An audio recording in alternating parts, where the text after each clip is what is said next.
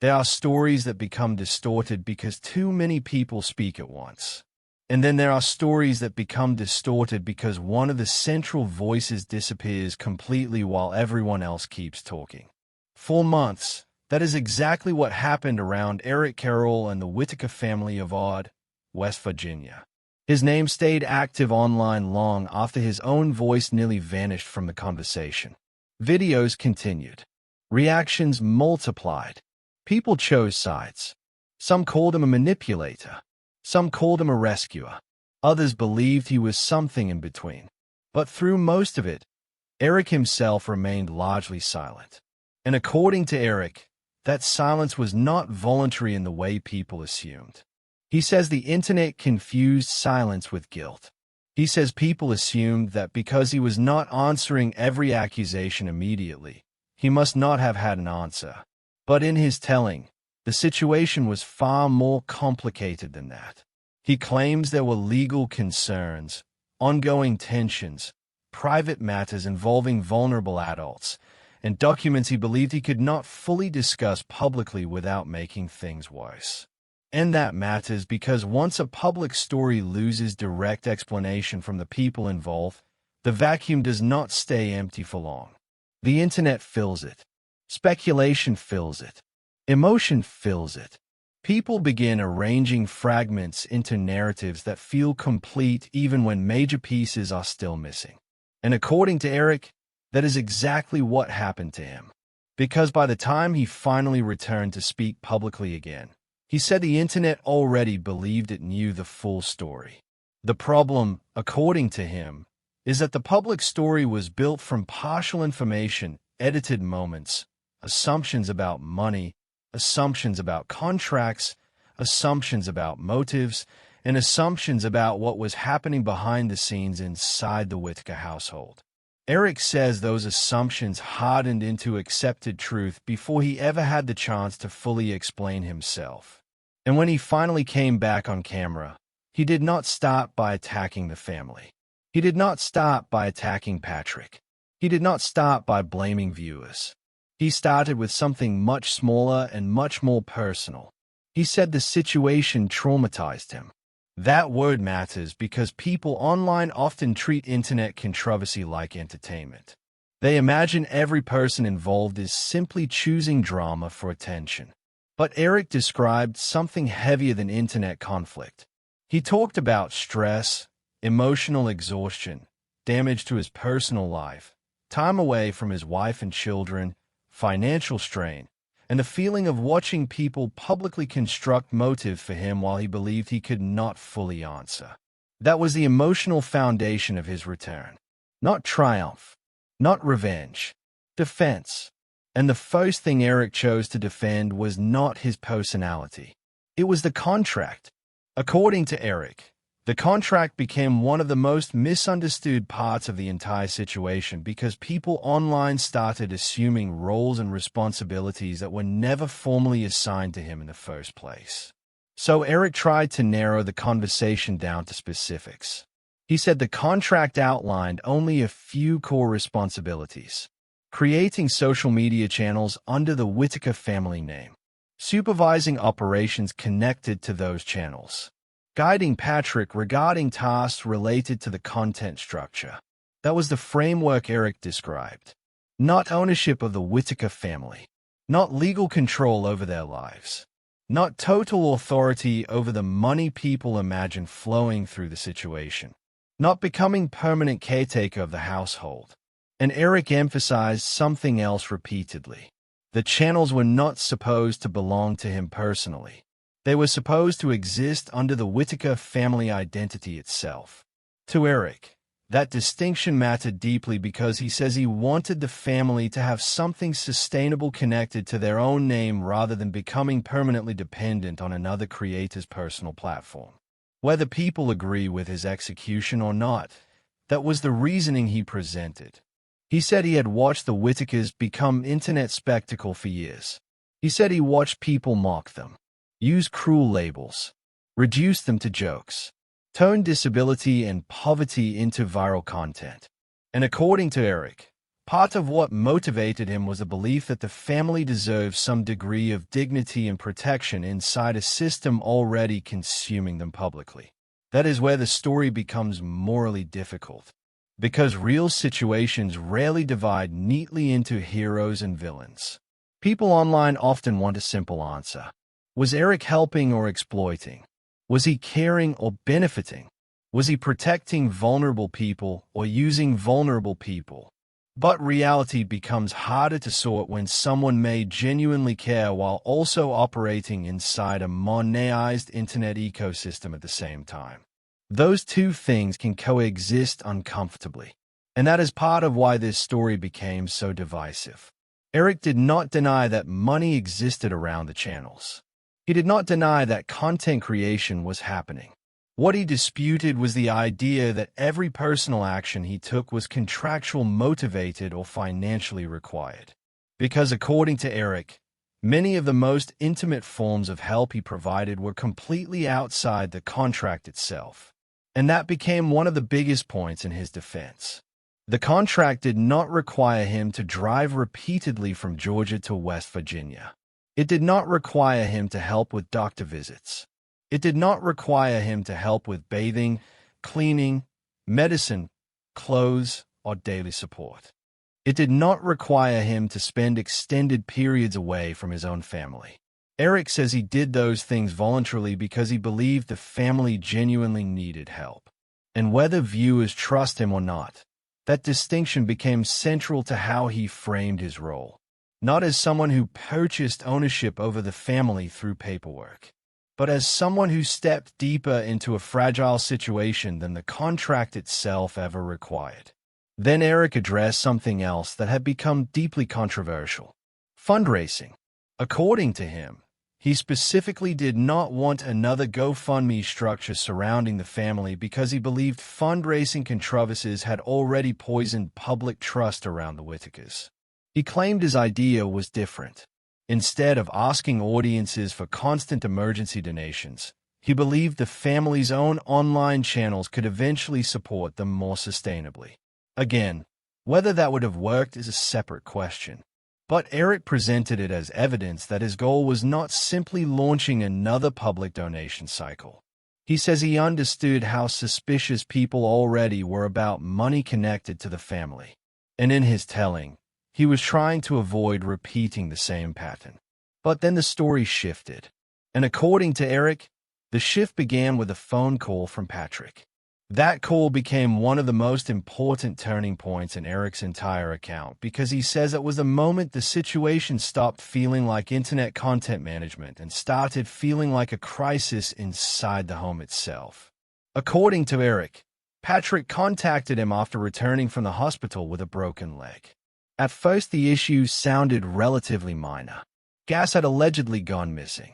There was tension involving Larry. Questions about who took what. But Eric says the deeper conversation quickly became far more serious. According to Eric's retelling, Larry admitted taking the gas but claimed he was under pressure and fear connected to people inside the extended family circle. Now this part of the story requires enormous caution because these involve allegations surrounding real individuals. Nothing here should be treated as proven fact simply because one person described it publicly.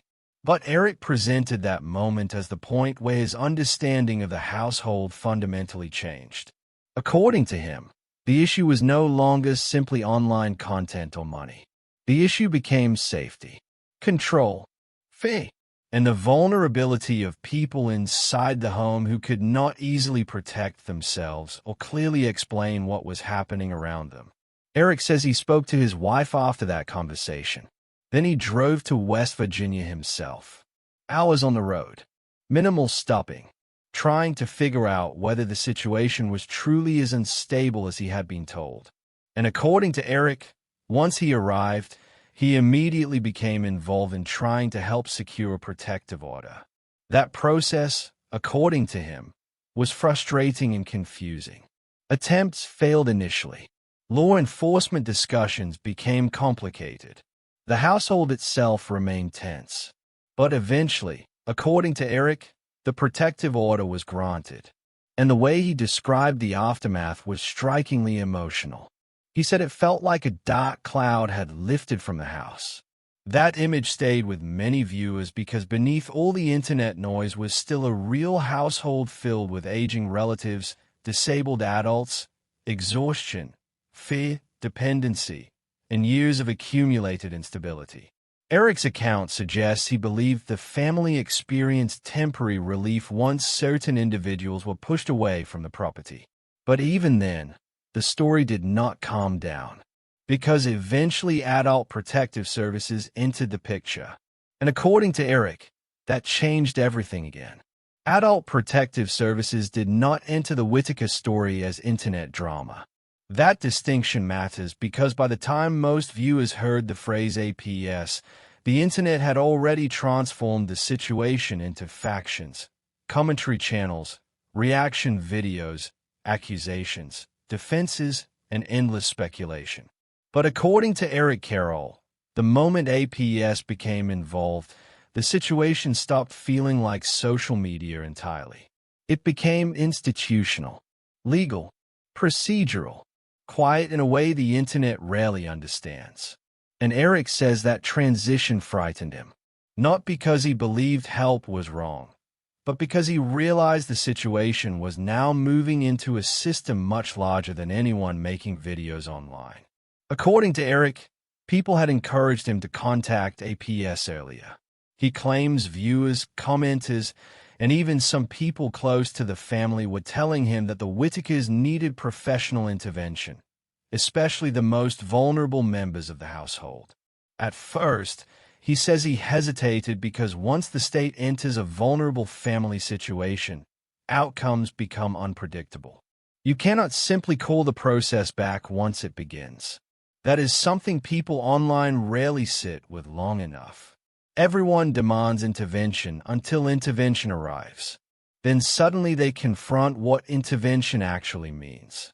Paperwork, investigations, evaluations, the possibility of separation, the possibility that vulnerable adults may be removed from the only environment they have ever known, the possibility that love and safety may no longer be treated as the same thing. Eric says eventually he did make contact, and according to him, APS representatives later reached back out directly. He described meetings, conversations, discussions about resources, home support, identification documents, bathing assistance, financial management, and long-term care needs. In Eric's telling, the situation was already being taken seriously long before the public fully understood what was unfolding behind the scenes.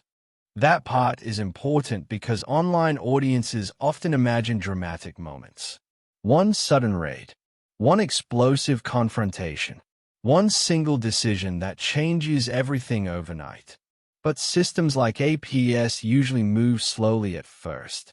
They observe, document, evaluate patterns, look for repeated concerns. And according to Eric, the concerns surrounding the Whittaker household were no longer isolated incidents. They were becoming systemic.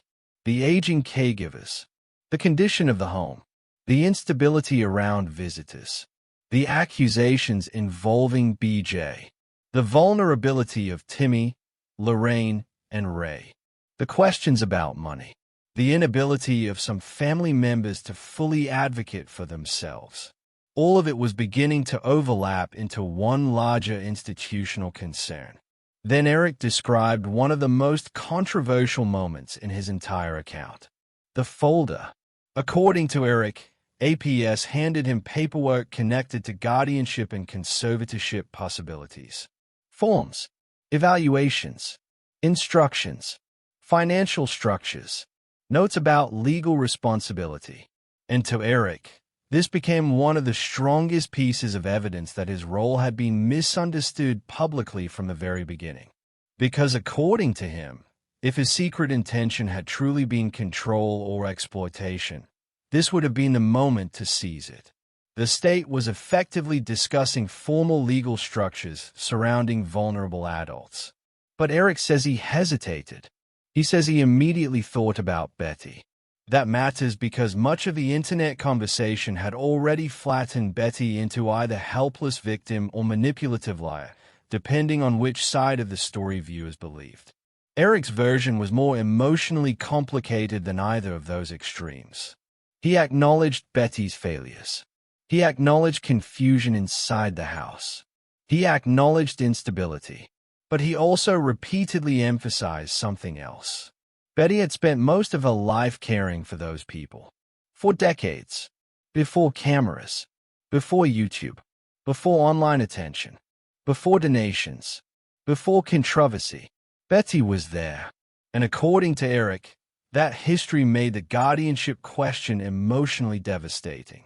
Because once the state begins discussing conservatorship and formal case structures, the implication becomes unavoidable.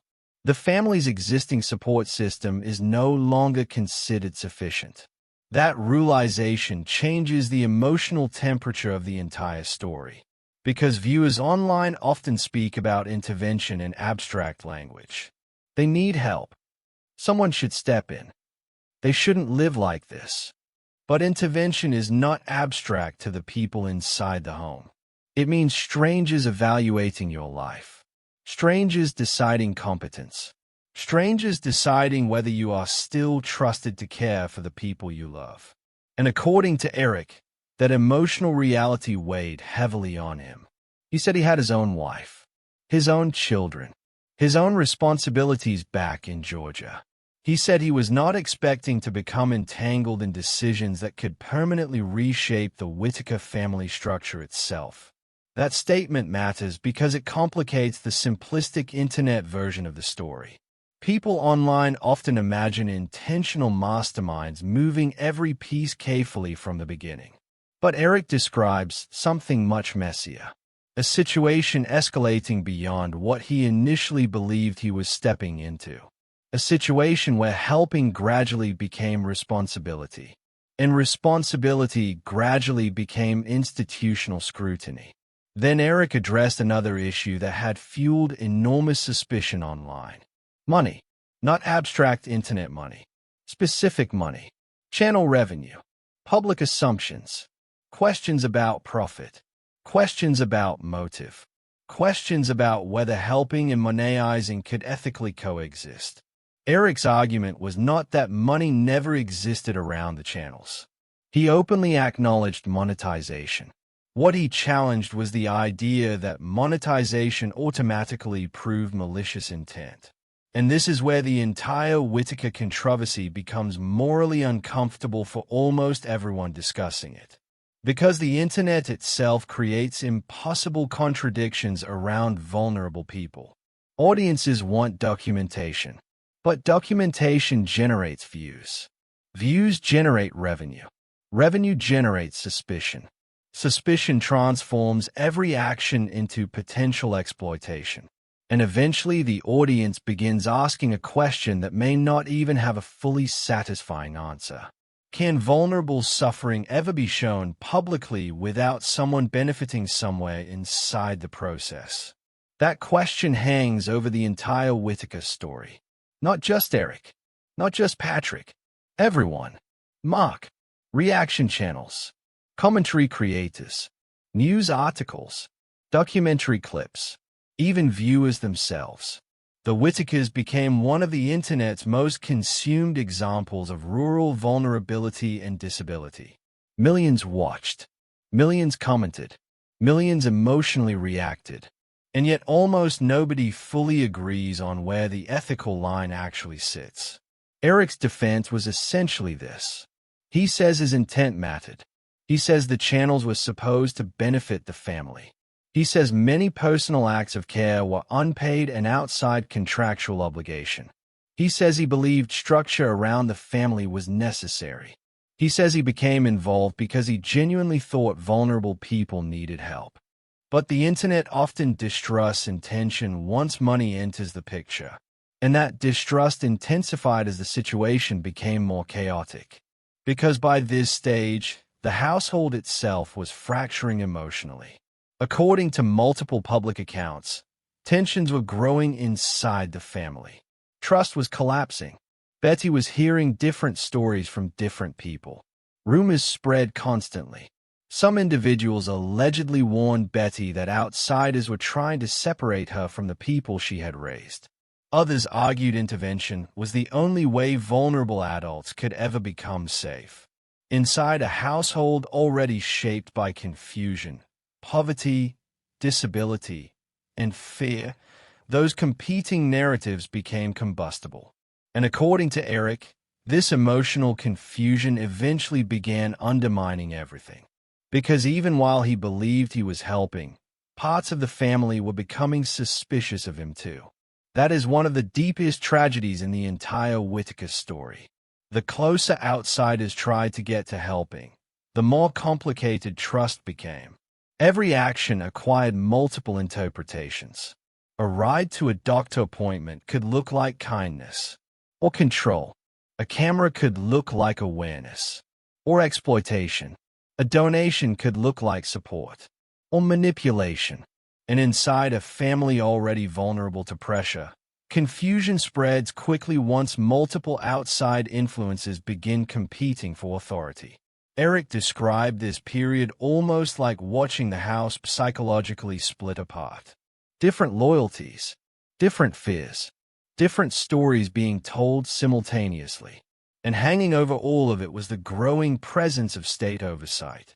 Because once APS became deeply involved, the situation was no longer governed primarily by family emotion or internet perception.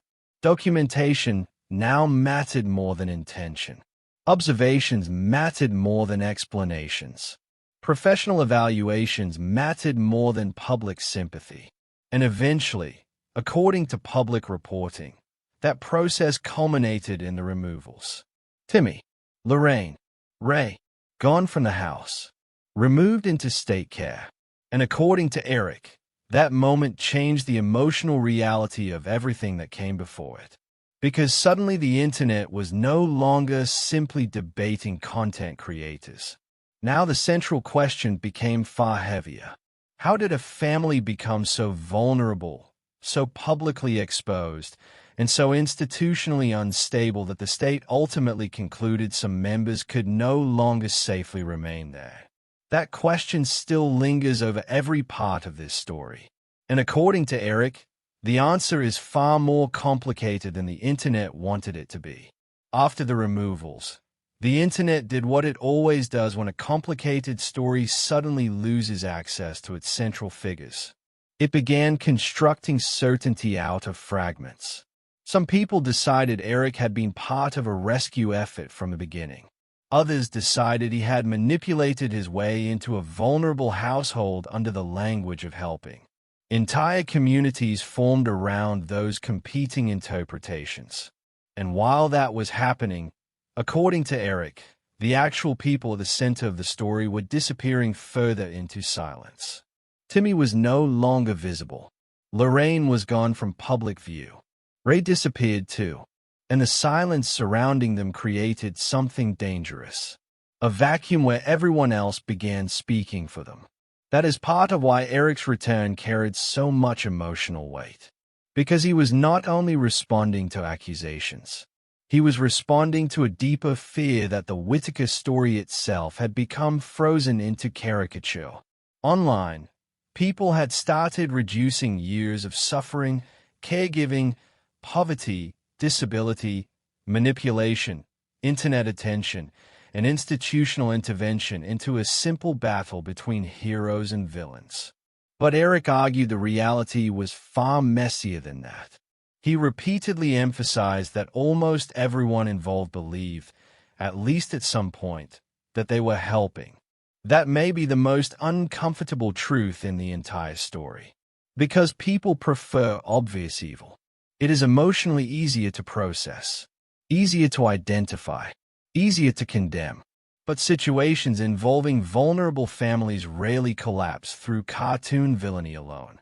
More often they collapse through confusion, exhaustion, weak boundaries, emotional dependency, poor judgment, competing motives, and systems arriving too late. And according to Eric, By the time outsiders fully understood how unstable the Whittaker household had become, the damage had already been building for years. He described the house almost like an environment carrying accumulated pressure. Aging caregivers overwhelmed by responsibility. Vulnerable adults dependent on routine. Addiction and instability orbiting nearby through extended family members. Outsiders entering the property more frequently. Money arriving without strong oversight. Cameras reshaping the emotional atmosphere of the home itself. And eventually every layer started colliding with every other layer. That collision is what the internet often misses when discussing the Whittakers. People focus on individual incidents. One fundraiser, one argument, one accusation, one creator, one video. But Eric's version frames the story differently. He suggests the real problem was structural instability long before any specific controversy exploded publicly. In his telling, the cameras did not create every problem inside the home. They exposed a fragile system that was already struggling to survive. And once that exposure happened, attention accelerated everything. Some viewers brought compassion. Some brought ridicule. Some brought money. Some brought suspicion. Some brought genuine help. Others brought opportunism. The house became a magnet for projection.